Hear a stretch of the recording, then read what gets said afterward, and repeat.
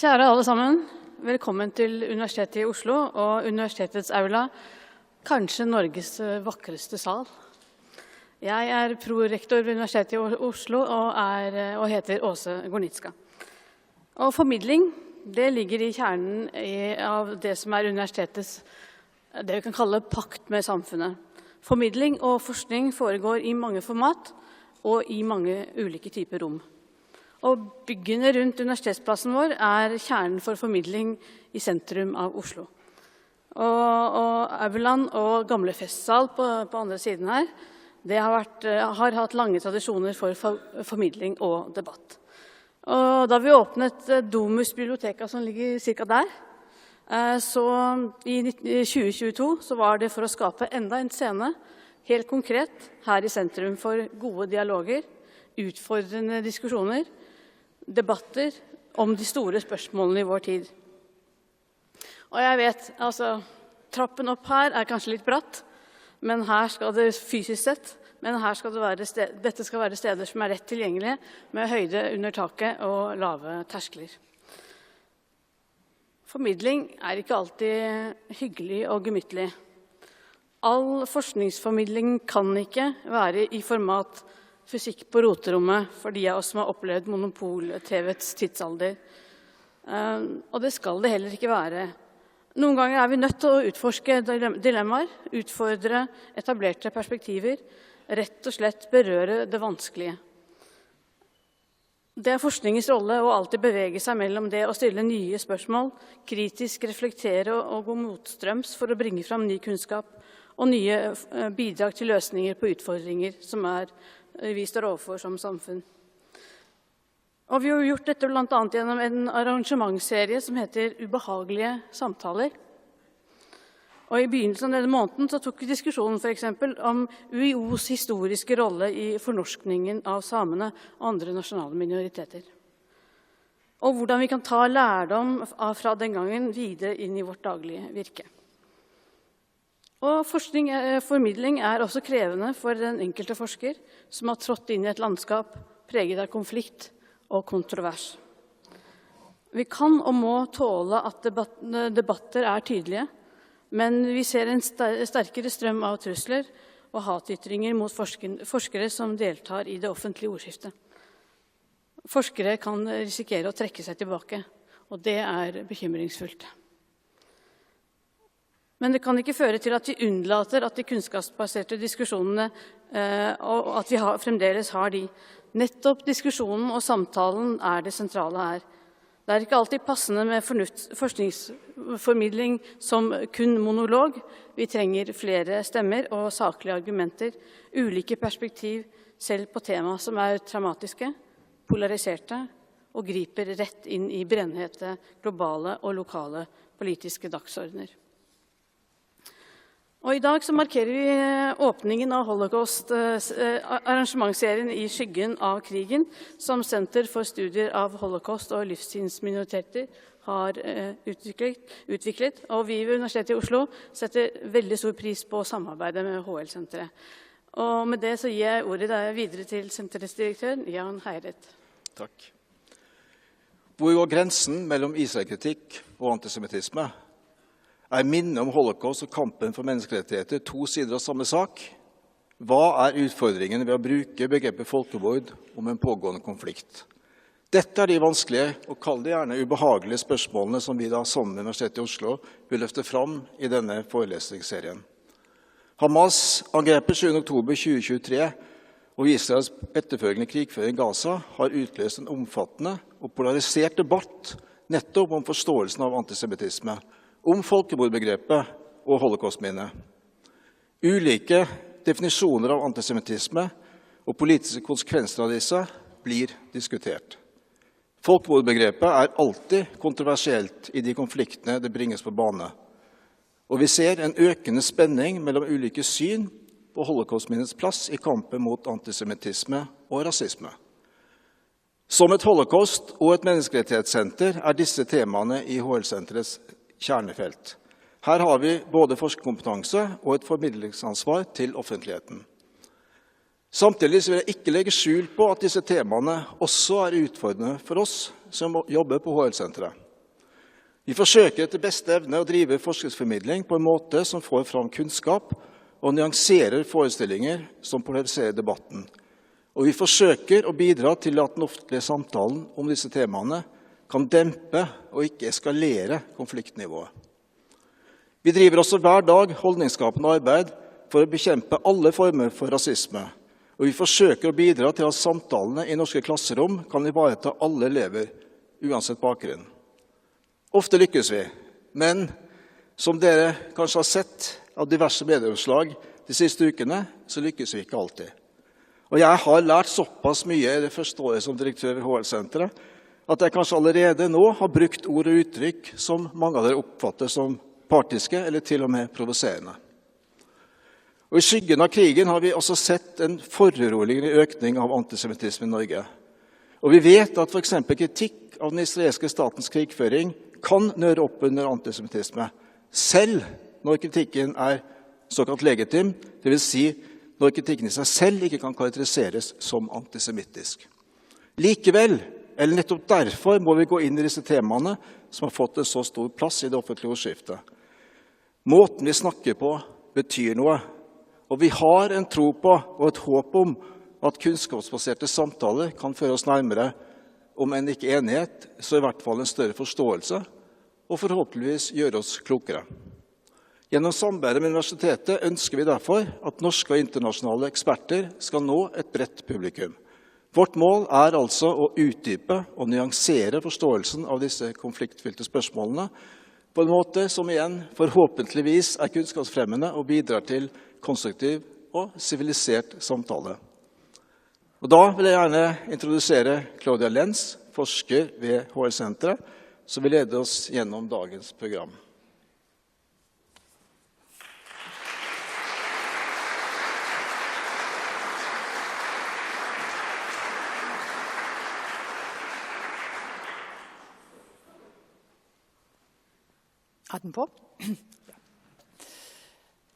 Hello everyone, I will switch to English because we have a non-Norwegian speaking guest and main lecturer, so we take it in English from here.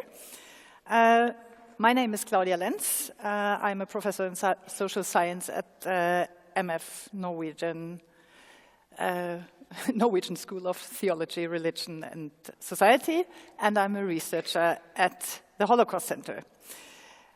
I have been doing research on antisemitism for about a decade, but I would say it never felt as urgent and at the same time as difficult as it is now. In the shadow of the war, as this entire series of events is titled. Since October 7, and in the light of the subsequent war in Gaza, we have seen an increase in antisemitism in all its forms and expressions in Norway and globally. We see it documented in our own research on attitudes, we see it in the statistics on hate crime, we see it in what we hear from the Jewish community. We hear about Jewish children being harassed in school, and we hear about Jewish colleagues being frozen out and missing friends. So we have to talk about this.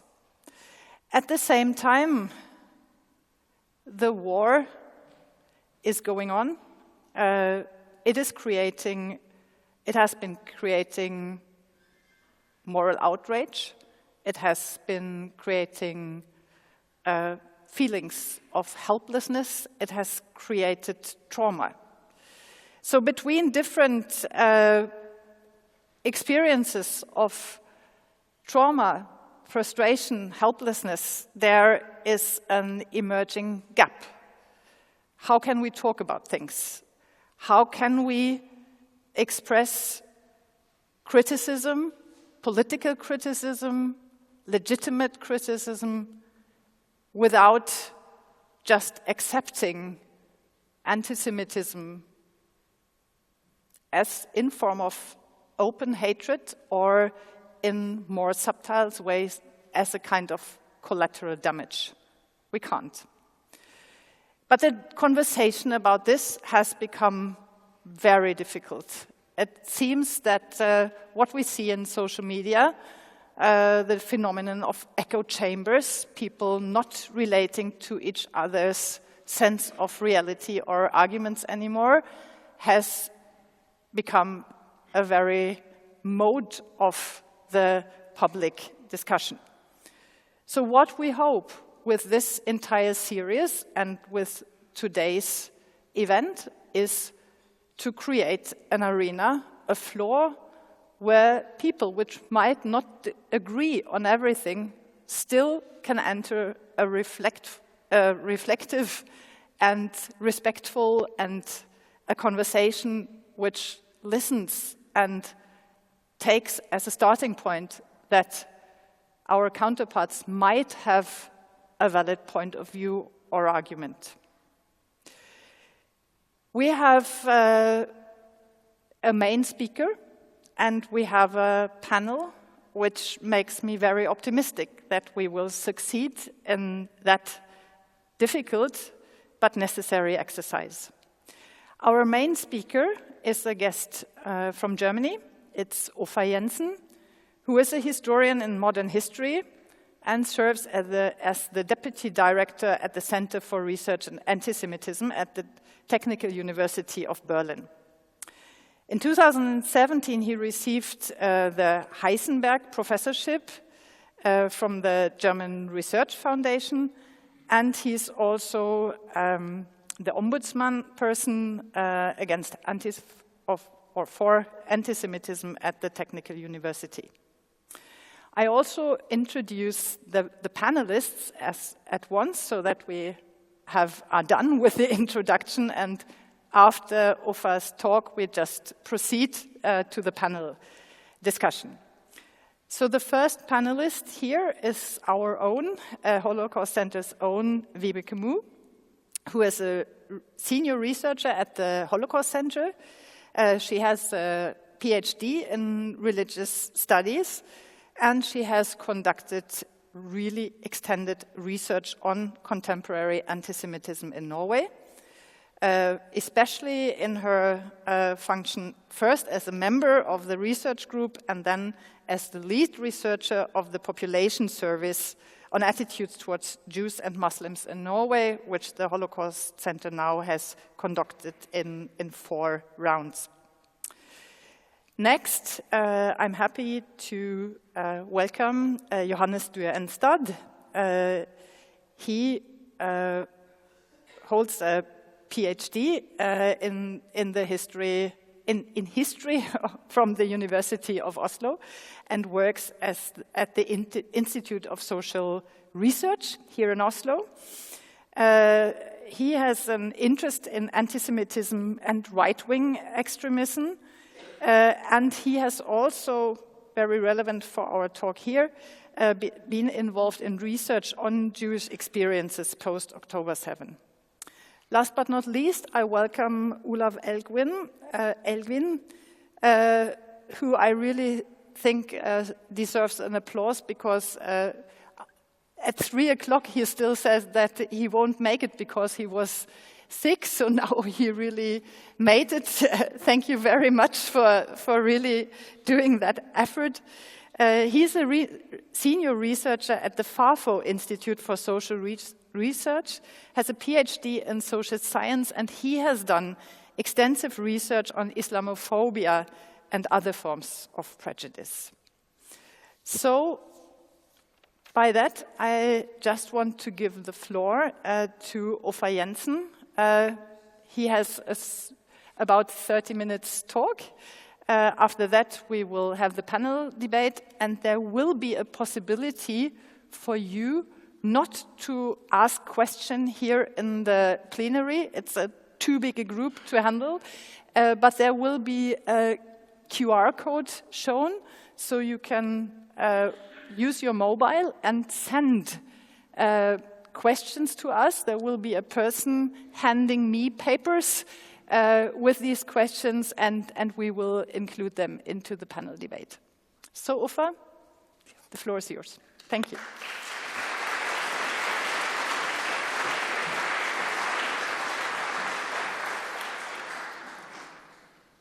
I hope my microphone works. Does it? Can you hear me? Yeah, okay, great. First of all, I want to thank you for inviting me. When I accepted the invitation, I had no idea that I'm going to talk in this spectacular room. So really, thank you for this. Thank you for the Holocaust Center and the university to hold this. It's a talk in difficult times, so I thought a lot about what to do. Maybe you will be astonished to realize that I will talk a lot about emotions at various points, because I think it matters. And also because I'm a researcher on this, in some ways. In many ways, we still live under the shadow of war, under the shadow of the Hamas attack on 7th of October and the following Gaza war.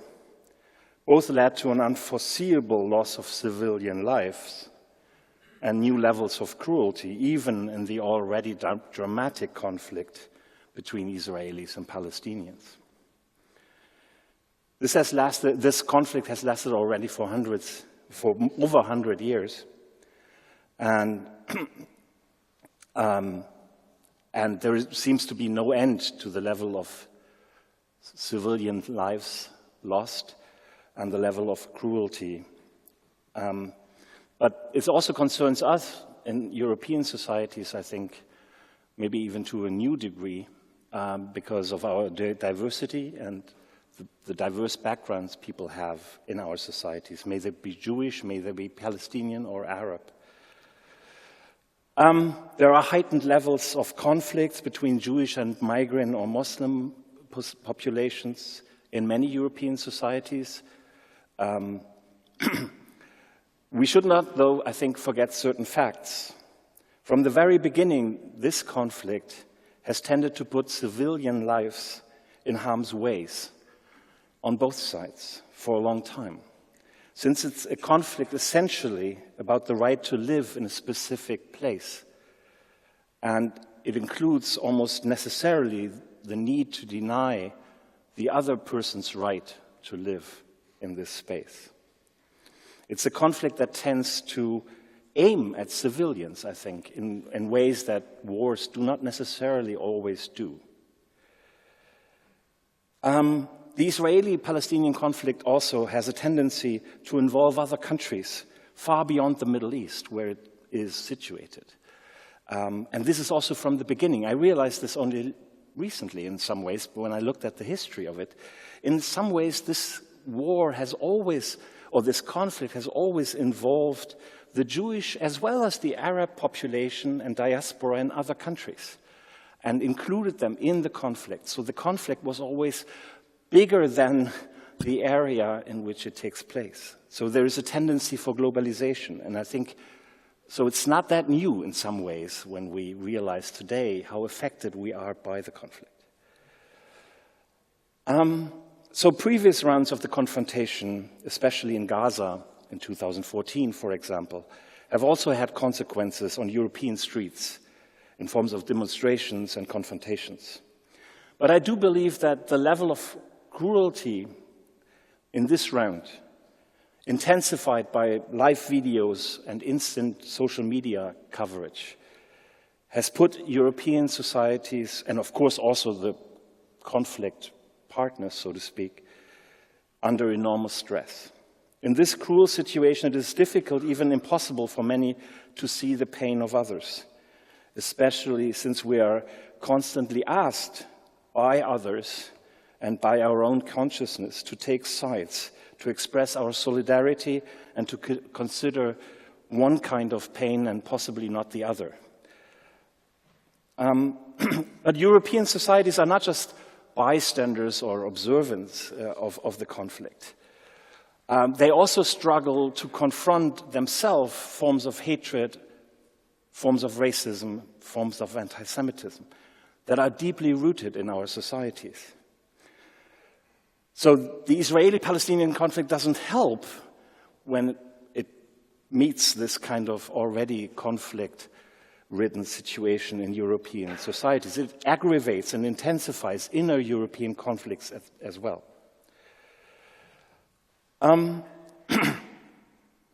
And a position on the conflict, may it be a pro-Jewish or pro-Zionist position or a pro-Palestinian position, might sometimes then also include a perception of what matters more in European societies, may it be racism or anti-Semitism, and a kind of ignorance to some degree of the other phenomenon that you're not concerned with.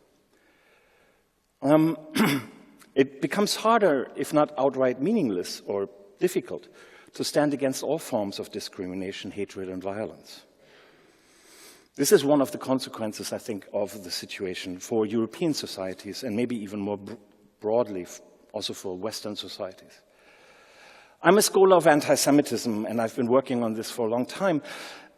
So I was asked to discuss forms of anti-Semitism. We also do work on racism at our center, although it's not in our name. But I will focus on anti-Semitism now for most of the time, but I'm coming back to some of the emotional things I've already mentioned in the end of my talk. So this is what I'm going to... Oh, this doesn't work. No, this works. So this is the structure of my lecture. I will discuss first in one part the existing forms of anti-Semitism that we face. This is going to be very briefly, and one could say a lot more about this. Actually, one needs to say a lot more about this, but I can't. I will also compare, I will look at anti-Semitic incidences, but I will also compare the recent rise in Norway and in Germany. I will then discuss problems of classification. Maybe this sounds weird, but in the heart of what we're doing here, or what we are concerned with, is maybe the difference between forms of criticism against Israel and forms of anti-Semitism. So we have a problem of classification in some ways. And I will tell you that we actually have several problems of classification, and I describe them. It's a form of explicit and implicit forms of anti-Semitism, something that we as historians and scholars of anti-Semitism know already for a long time. I also will try to establish, I will not discuss so much definitions, I will try to discuss three kinds of hatred, or three kinds of levels. I will discuss criticism, hostility, and anti-Semitism. And at the end, if I still have time, I just will come back to the emotions and describe a triangular structure. Let me start by raising existing anti-Semitism. Anti-Semitism exists in different European societies, and certainly beyond them, already for a long time. And it is rising. So when I later on discuss issues of how to classify, I don't want to ignore the fact, and I'm not ignoring the fact, that anti-Semitism exists and is actually a rising problem. We have various indicators to measure anti-Semitism. One usual form is anti-Semitic crimes or attacks, sometimes even. And I brought you just some recent figures, in this case from Norway. This is the first one. Apparently Norway started in 2018 to have a separate statistic for anti-Semitic incidents. They didn't do this before, which is interesting in itself, but I'm not an expert on this statistic in Norway. I could talk endlessly about the German statistic, but I won't, don't worry. But of course, when you look at statistics, you also have to understand how they are produced. What do they actually measure? So this is the statistic, and note the small amount of numbers. ChatGPT, whom I talked to when I designed this, keeps on telling me that Norway is one of the most secure places on earth. So maybe that's why you have very low numbers here in crime rates. You will see that the German numbers are quite much higher. Germany is also a bigger place, obviously. But you can see that in 2023, the numbers go up quite substantially. And most researchers, as I've been told, assume that this is related to the effects of 7th of October.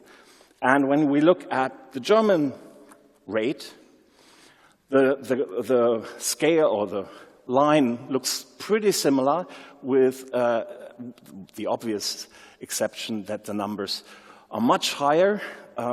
So we start at around 2,000, and now it's above 5,000. And note also that the increase has started before, so we can see that already between 2020 and 2021, there was a quite substantial increase, probably related to the pandemic, the COVID pandemic. But of course, here also we have a sharp increase after 7th of October of incidences. So the increase, actually, if you look at the two lines next to each other, is quite similar in dimension, at least. But looking at criminal offenses is just one way of understanding anti-Semitism. There are others. One other often used item is beliefs and attitude studies, so surveys on how the population relates to certain items or sentences, it is mostly. So these are often asked, the sentences you asked to individuals who are selected in a representative study, and you're supposed to agree or disagree to these sentences. And thereby we try to measure anti-Semitic notions in the population. I will use the results from a cross-European survey with which two Hungarian scholars, András Kovács and Georgi Fischer, have published in 2021. But they only studied the member states, so Norway is not included, unfortunately. I added Norway, or some statistical data from Norway, and you shouldn't do this because the question in this case is not precisely the same, to be honest. So the population was asked representatively, do you agree or disagree to the statement that Jews have too much influence? And the three dots then are different in the study on Norway and the study done by Kovács and Fischer. But I still think that you can see interesting commonalities. You can see in France, Germany, Netherlands, and Poland, Sweden, and Norway, you can see that the blue ones tend to agree to the statement. The reddish ones disagree. So you can see that in Sweden and in the Netherlands, there is the highest amount of disagreement with an anti-Semitic statement, whereas Poland has a higher level of disagreement, and then agreement, and then there is a middle group of Germany, France, and Norway probably fits in here as well. I brought you some other statistics, another question that is often asked in many of these surveys, and that relates to the Holocaust. So the statement, Jews exploit Holocaust victimhood for their purposes, and this is actually exactly the same question in the study of András Kovács and Fischer, and in the center, in the study by the Holocaust Center, which Vibeke conducted. And here you can see that Norway actually is closer to Sweden and Netherlands in a low level of anti-Semitic or support for anti-Semitic statements. So what I want to show with this is that there is a level of support and agreement with anti-Semitic ideas. And there is a level of even anti-Semitic violence in our societies. We can certainly discuss and even quarrel about the level of how big this part of the population actually is.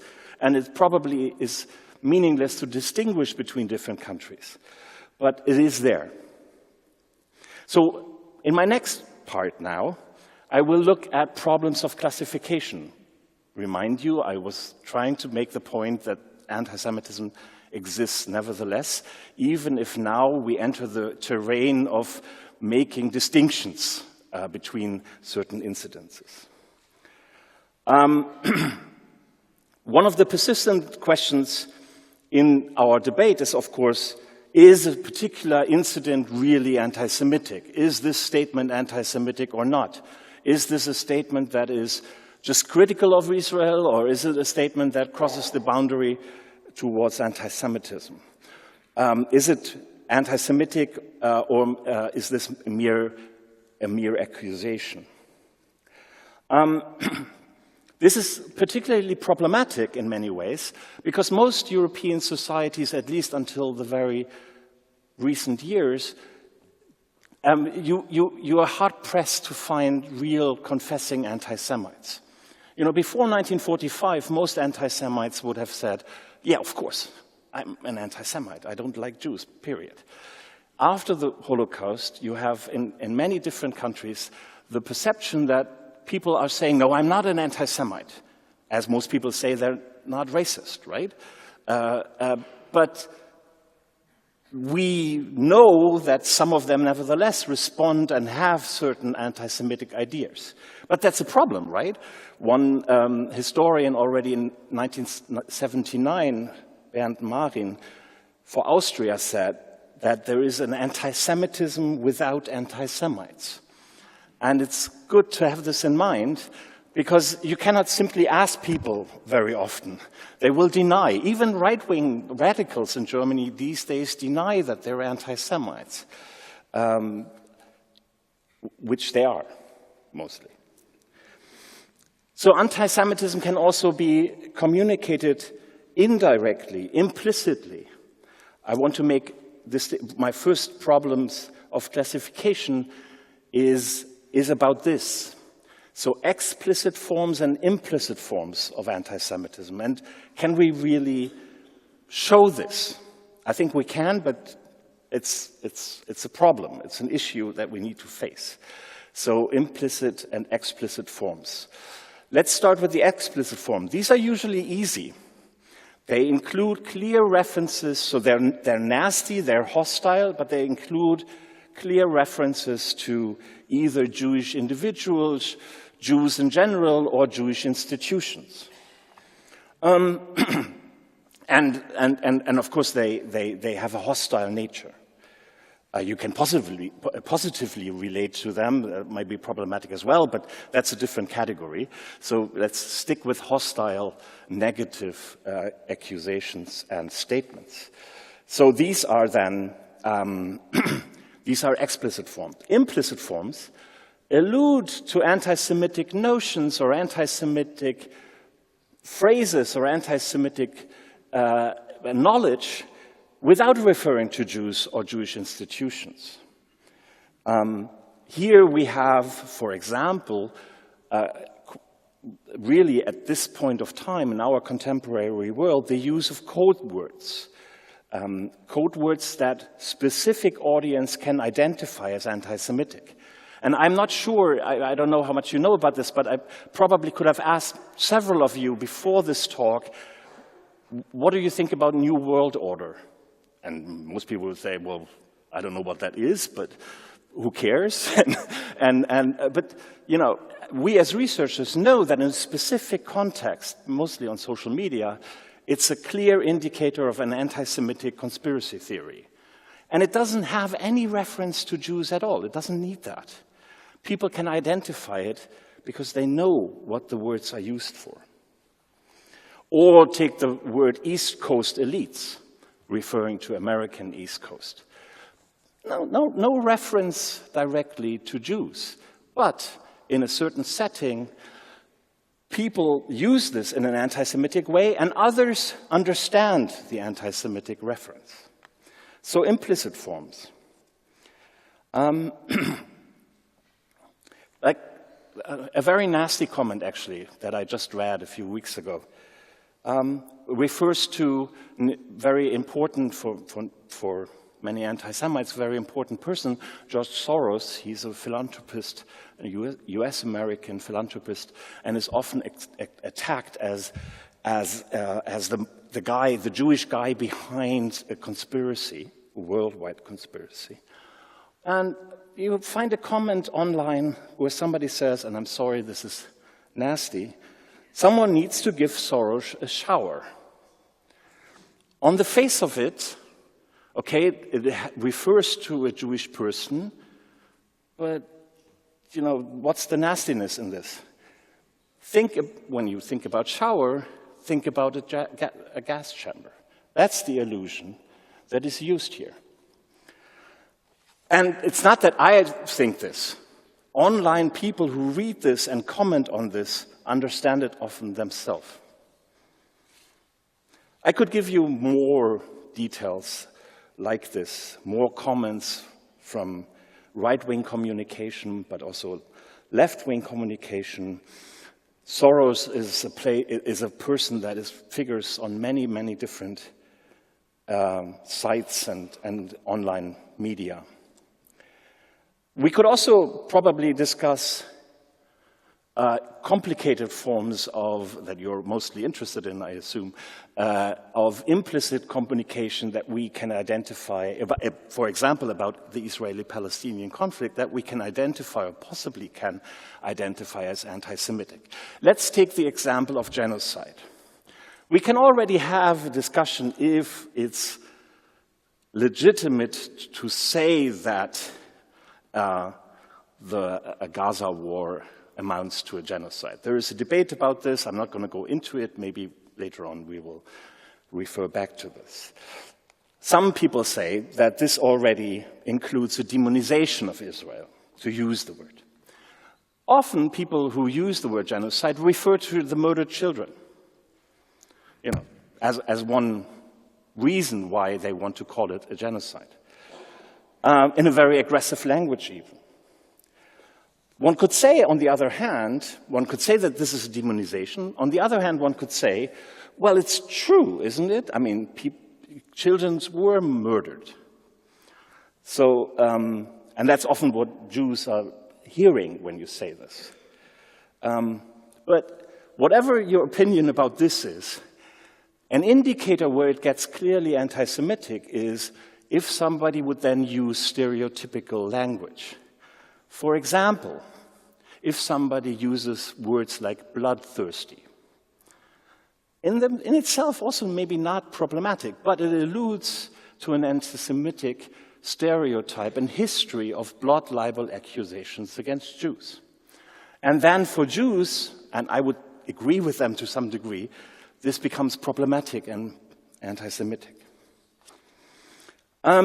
So these are complicated issues where we often, we can have general assumptions, but it makes for me more sense to look at the individual case and assess what somebody uses, what language somebody uses, how aggressive is it, how emotionally involved, and how angry is the person, and what words does she or he actually choose or not choose.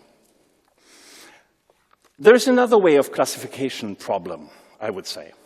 And here we get, the advantage, sorry. The advantage of using implicit forms is obviously you can deny the accusation. You know, most right-wingers will tell you, if they talk about New World Order, I didn't mean Jews. Why do you think that? Aren't you anti-Semitic yourself if you imply that? You see what I mean? You can deny that you actually have made a problematic statement. And of course, for us, then it becomes very difficult to identify it. We have to constantly observe the use of language. Like, what is the new thing that people use to hide their anti-Semitic intentions? How do they phrase this? But also we have to analyze the context quite clearly and quite sensitively, I would say. But I get to another, my second problem of distinction, and here I get to something that I personally would argue for. Others hate that I do that, okay? I would make three different things. I would distinguish three different things. Israel criticism or criticism of Israel, hostility, bear with me, I explain this, and anti-Semitism. What do I mean by this? Criticism is pretty simple on the face of it. This is a form of criticism against, for example, the actions of the Israeli government. You can, say a lot of aggressive and nasty things about Netanyahu. That may be true or not true, but I think it's, at least on the face of it, legitimate to do this. And it doesn't need to be true, right? Most people think that it becomes anti-Semitic if you're stating something absurd. I don't believe that, actually. You can say absurd things about we do all the time, about the real world. So being wrong is not necessarily an indicator for being anti-Semitic, I would say. Let me introduce the middle category, and maybe that's the most complicated. The hostility. We are faced with a conflict here, and I've started in the beginning talking about this. A conflict that has been going on for 100 years, a conflict that is a true, nasty, national conflict in which two people are fighting over land, right, and sovereignty and entitlement, and all these things. And it's a very bloody, murderous conflict. And most families that are involved, they have a long memory of victimhood in their families, of people being killed on both sides. So it's a nationalist conflict, and nationalist conflicts tend to produce hostility. I mean, every war tends to produce hostility. I always refer to Russia and Ukraine. I mean, I'm sure there were negative perceptions before the war between the two groups, but the war has intensified the hostility, obviously. So you're fighting against the other person with all your aggressiveness and your nationalist sentiment, and you simply don't like the other side. So for me, it makes a lot of sense to distinguish this, at least in theory and conceptually, from anti-Semitism. It makes sense to understand that, like every nationalist conflict over land and resources and rights, these people experiencing hostility. And since, they involve the Muslim and the Jewish diaspora in many European countries, this hostility is somehow, in a complicated way, also part of our reality, I would say. Because people worry about their families back there legitimately. The final point is, of course, anti-Semitism. And here we get to a racist, stereotypical way of hatred against Jews and Israelis as Jews. So it's not, in theory, it's often very difficult to distinguish. It's not about anything Israeli, it's about the Jewish history of the people involved. It's a hatred that uses stereotypes and is racist in the sense that it targets the body, the very essence of the people that it attacks, so in this case, Jews and Israelis. I think it's difficult to distinguish these three forms, but conceptually necessary. Mainly also to take seriously the Israeli-Palestinian conflict. Because if we are always describing this as anti-Semitism or racism, then we're missing that we actually have a real conflict where two people fight over resources, land, and sovereignty. So one example, for example, to distinguish this, if you are organizing, and I'm not suggesting you should, but if you are organizing a pro-Palestinian demonstration, and you know, it matters where you do this. Like, do you go to the embassy? I would say, well, that's maybe, depending on what you do there, is criticism, it may be hostility, depending on how harsh you are, how aggressive you are. Maybe there are also anti-Semitic elements maybe in the slogans and posters that you hang up. But it changes immediately if you take that demonstration to a synagogue, I would argue. Because then the target is not Israel, it's not Israeli Jews, it's not the state of the Jews, it's now suddenly maybe Jews of Norway. There is, unfortunately, obviously, a very serious, that I already said, sorry. There is a serious problem here. The conflict tends to intensify the racist level. The conflict uses more and more racism and anti-Semitism to justify the attack on the other side.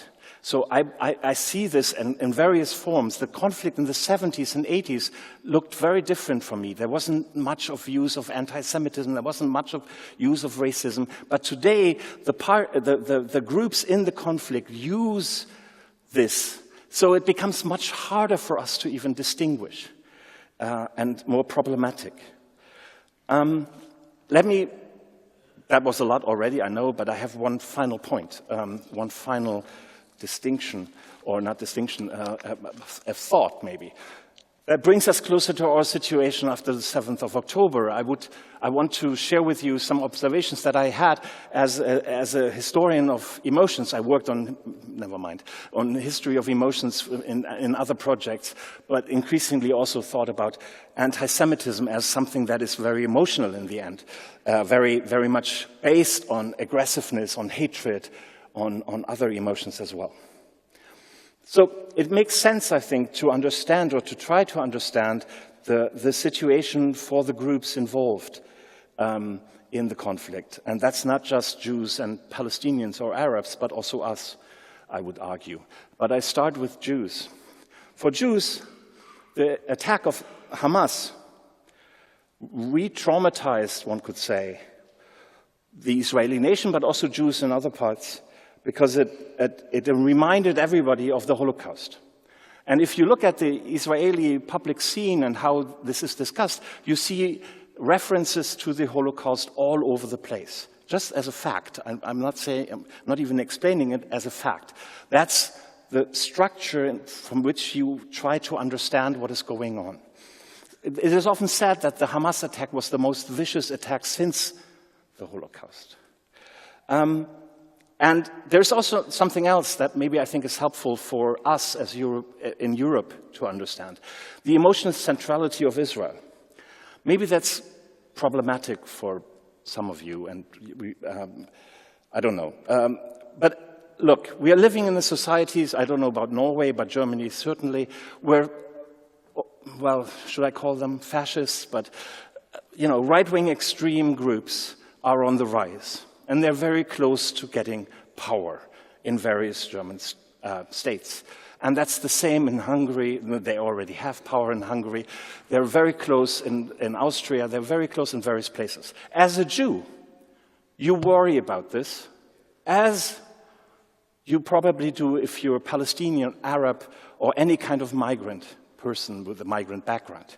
You worry about this because you think, wow, this is going to be a very problematic society for me, right? So for Jews, Israel, in this context, feels like a backup, like a security net. And this is what was shattered in some ways by the 7th of October attack, because Jews suddenly felt, wow, this country that I've thought of as maybe a place for the future, maybe, if at all, a kind of security net, is more fragile than I knew. So this was shocking also to the Jewish diaspora, people who would never thought about really going to Israel or really living there, but sharing this kind of special connection to Israel in some ways.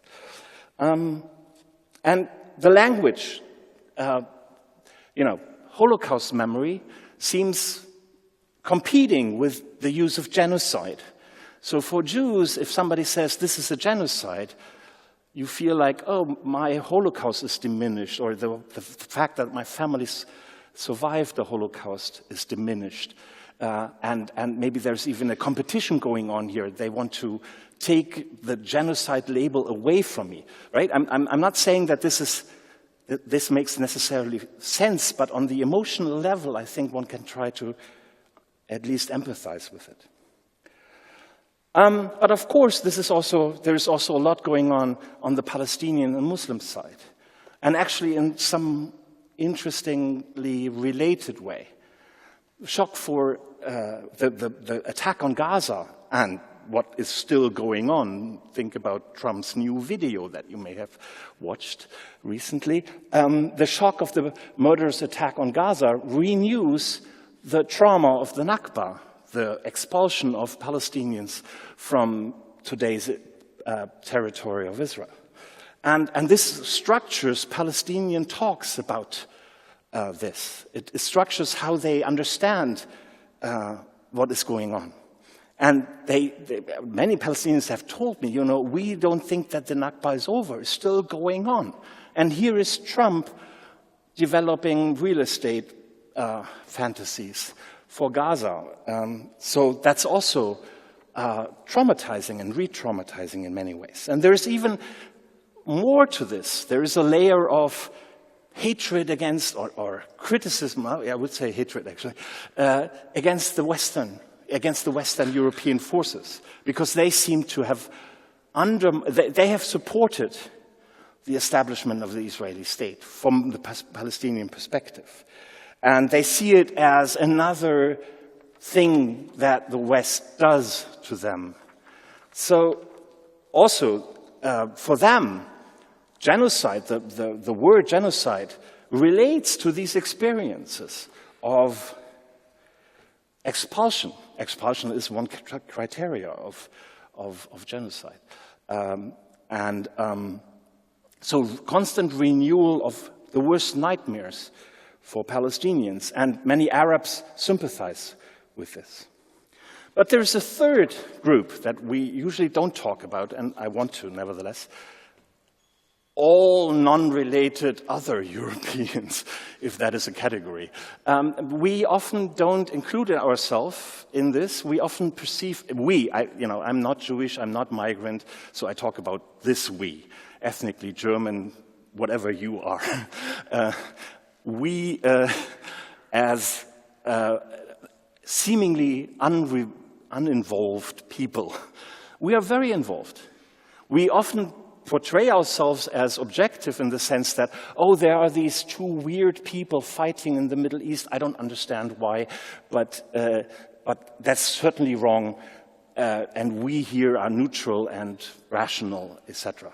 I don't think we are. Many of our discussions are shaped by our own past. This is obvious in Germany, where the discussions about the conflict are shaped by Holocaust memory and our attempt to come to terms with the Holocaust. But I see this in the UK as well. In the UK, discussions about Israel are a lot about, post-colonial ideas, are a lot about what did the British do in the Mandate period and how could they possibly fail to this degree. So there is a lot of discussions going on about European history that causes and has caused at least part of the conflict. And I'm not an expert on this, but maybe you can think yourself about possible relationship between Norway. I heard that on the day when you when you remember, obviously, the deportation of Jews from Norway, the newspapers were full of discussions about the Israeli-Palestinian conflict. So how is that? It's no criticism, it's just a question. How is this related? How is our Norwegian, German, British history involved in this? So I don't think we're emotionally separate from the story. On the contrary, in weird and complicated ways, I think we feel that we're part of it, because many facets of European politics, Nazism, colonialism, European antisemitism and racism, have played an enormous part in the emergence of the Israeli-Palestinian conflict, and now it sort of comes back to us in some ways. Thank you.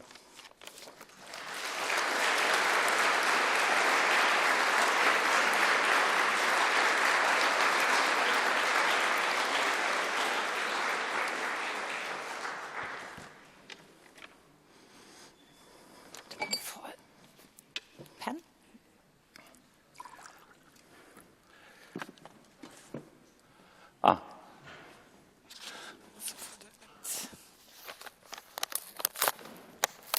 Oj, ikke elegant.